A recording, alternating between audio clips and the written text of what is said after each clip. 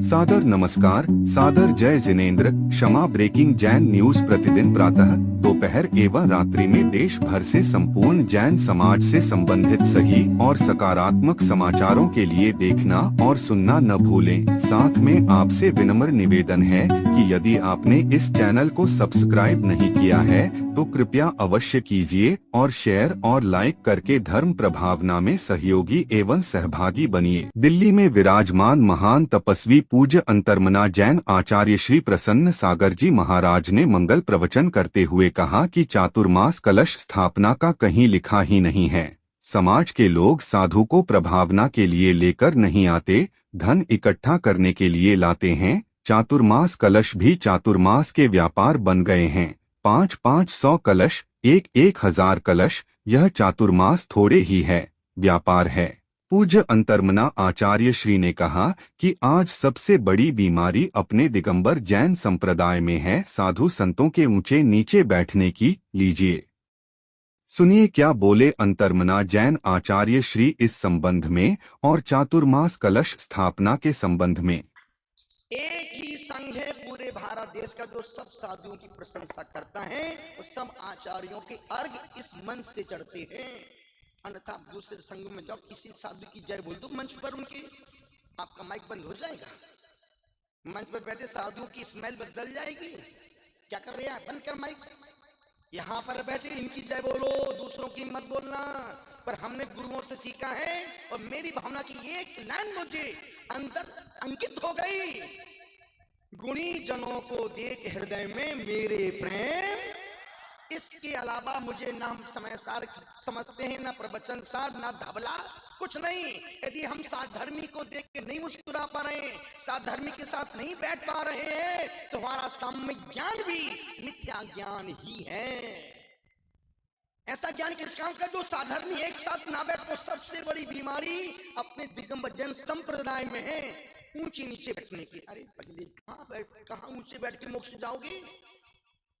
सबसे बड़ी बीमारी उनने मेरे पार्टनर चक्कर मेरा सिंहासन और बड़ा कितना बड़ा चाहिए बाबू, दही बड़ा बन जाना, सब खाएंगे बैठाल के डाल के नमक मिर्ची मिला के।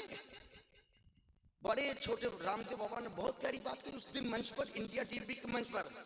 बोले महाराज मुझे बहुत अच्छा लगा, आप बिल्कुल सहज आके बैठ गए और पूरे साधु एक साथ उस मंच पर बैठे जिस मंच पर वो योग प्रणाम कर पूरा विश्व लाइव देख रहा था।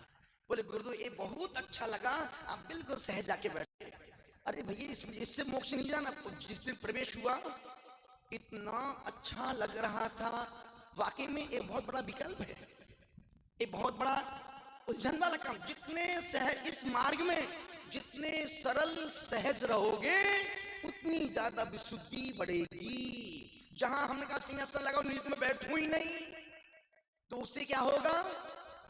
नहीं, बाहर का अहंकार नहीं, भीतर का अहंकार ममकार जब तक खत्म नहीं होगा तब तक अप्रमत्त गुणस्तान होने वाला नहीं है। तो निवेदन कर रहा हूं, अनुरोध कर वर्षा योग में जब हम जम्बूद्वीप हस्तिनापुर माता जी बोली महाश्री कलश की साधु संत स्थापना कर रहे हैं, एक कहाँ लिखा है? हमने कहा माता जी लिखा तो कहीं नहीं है, पर सब लगती सब करते तो मैं भी करता हूँ। माता जी बोली मैं तो कभी नहीं करती हूँ कलश की स्थापना, मैं तो सिर्फ भक्तियां पढ़ लेती हूँ। उनसे हमने सीखा, जब इतनी बड़ी साध्वी बोल रही कि चतुर्मास कलश की स्थापना कहीं लिखा ही नहीं है। संकल्प होना चाहिए, दिग्बंधन संकल्प है, पर कलशों का, लेकिन अब कलश भी चतुर्मास के व्यापार बन गए। बताओ 500 कलश, 1000 कलश, एक चतुर्मास थोड़ी है, व्यापार। हम सुबह कहा था ना, समाज के लोग अब साधु को प्रभावना के लिए लेके नहीं आते हैं, इकट्ठा करने के लिए लेके आते हैं, इकट्ठा करने के लिए। और देने वाले सिर्फ वही 5 लोग हैं। कितना देंगे, कब तक देंगे? जिसको ना दो उसका ही मुंह भूल जाता, उसकी चेहरे की स्मेल बदल जाती। कितनी भक्ति करो, यदि वो प्रधान खड़ा हुआ है, अब वो साधु देखेगा फिर क्यों, इसने दिया ही नहीं। कैसी भक्ति, कैसा मार्ग, ये निर्विकल्प का मार्ग है, निर्द्वंदता का मार्ग है, ये द्वेष का राज का मार्ग नहीं है, ये अपेक्षाओं का मार्ग नहीं है कि कोई अपेक्षा कर दे तो तुम उसके 36 हो जाओ। आचार्य कहते नहीं, सहज मार्ग है। आप साधु का काम सिर्फ प्रवचन प्रेरणा देने का है, समाज को प्रेरने का, परेशान करने का नहीं है। तब से हमने कलश स्थापना करना बंद कर दिया है। कोई कलश स्थापना, सिर्फ गुरु चरण की स्थापना करते हैं। गुरु चरण की स्थापना और अखंड दीप पर मुझे अति भरोसा है। घर में यदि बहुत परेशानी दिक्कत हो तो आप कुछ मत करना, 5 दिन के लिए 7 दिन के लिए एक छोटा अखंड दीप जला दो और उस दीपक के सामने रोज 108 बार लवंग रखो। नमोकार मन चतारी मंगल चतारी लोगों पर चतारी शरण पर। जिस काम से उलझन हो रही हो उस काम को कागज में लिखो और उस कागज पर वो एक लौंग चढ़ाते जाओ और फिर देखो 7 दिन में कैसे समाधान नहीं मिलता है। पूरे घर का वातावरण वो एक दीपक चेंज कर देगा। पर श्रद्धा मन में चाहिए, मरा कहो या। आप अभी मेरे रूम में जाना, दीपक जलता ही रहे और मैं कुछ नहीं करता हूँ, सिर्फ दीपक की लौ को देखता हूँ, उससे बात करता हूँ, अपनी बात उसको बोलता हूँ और काम होते हैं। तो चतुर्मास में दीप स्थापना, दीप यंत्र स्थापना, उसमें एक यंत्र भी रहता है। जैसे वो वहां दीपक जल रहा है, दीपक जल रहा है, पीछे यंत्र दृश्य मंडल एक यंत्र रहेगा और सामने गुरु चरण। इसके अलावा कुछ नहीं, कोई प्रोग्राम नहीं। बोलियां पसंद ही नहीं करता हूं। क्यों? जिसको करना भैया अपने नाम लिखा दो, बुला दो उनको। अन्यथा बोलियों में आज का समाज 2 चीजों से बहुत परेशान और बोर होता है, अभिनंदन से और दूसरा बोलियों से, जिससे पब्लिक को कोई मतलब नहीं है। जिसका हो रहा है उसको मजा आ रहा है और जो देख रहे हैं वो खुजला रहे हैं।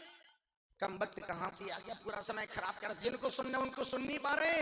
पूरा समय हमारा अभिनंदन में और हमारा बोलियों में।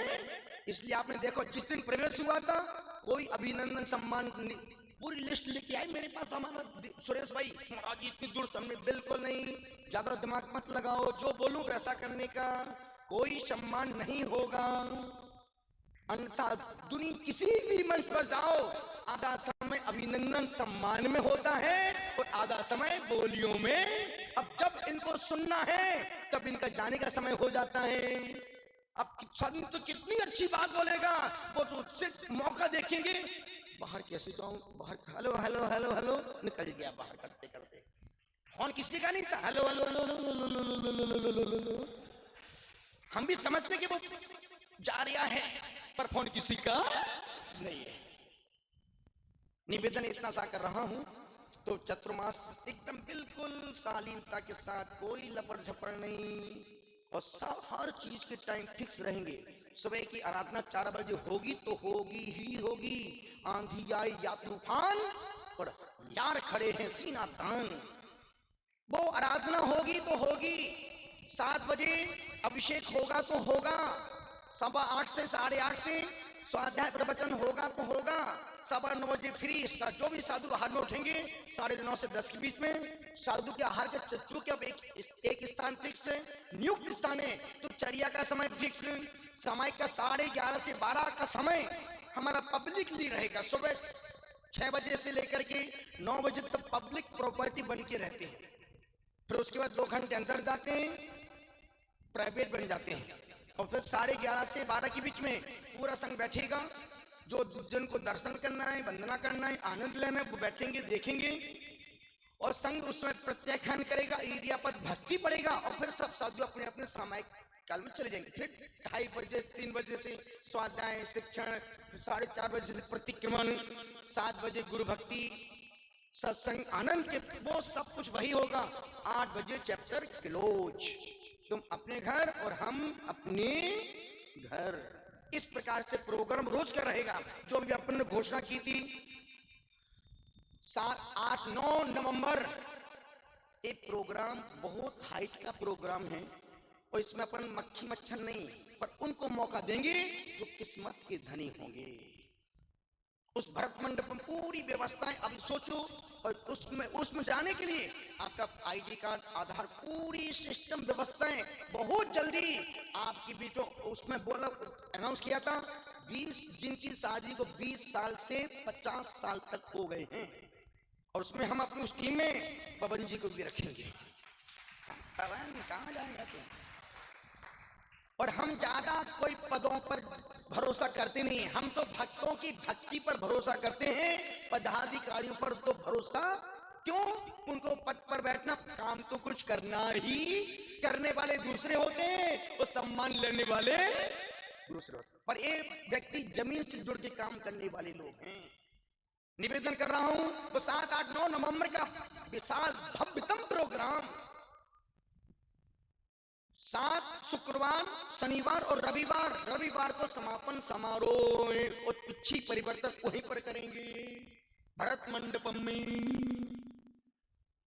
और उसके बाद सीधे फिर राजस्थान की यात्रा। हमारी माता साध्वियां जो बैठी राजस्थान की 5 इस संघ में 5 जोड़े हैं, हम तो भी जोड़े 5 जोड़े, हम तो एक ही जोड़ा है हमारा। एक सज्जन बोले महाराज जी हमने की शादी होगी, बोलते हाँ बोलते हम तो हमारे 2, हमने कि हम तो हमारे गिनते रहो, हम तो हमारे गिनते रहो, इतने सारे बच्चे हैं, चलते हैं। Kshama breaking Jain news YouTube channel पर विज्ञापन देकर धर्म प्रभावना में बने सहभागी। विज्ञापन देने हेतु संपर्क कीजिए मोबाइल नंबर 9026900740 एवं समाचार एवं वीडियो भेजने हेतु WhatsApp number 9335236222। Kshama breaking Jain news YouTube channel देखने के लिए आपको बहुत बहुत धन्यवाद। सादर प्रणाम, सादर जय जिनेंद्र।